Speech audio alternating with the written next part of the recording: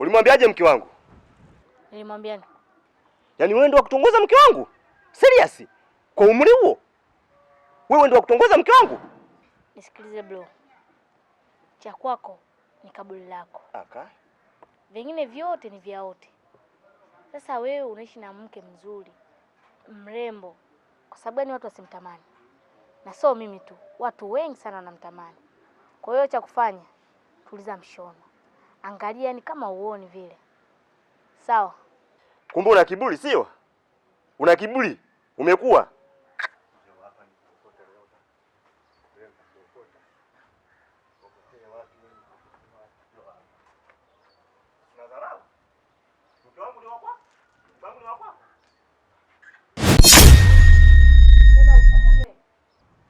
Huu mtaa unaitwa ya kuyatimba.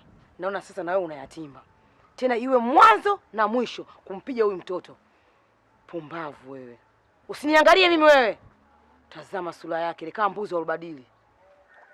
Tumpiga kwani kuna nini? Hii namba nyingine. Usicheze namba hii.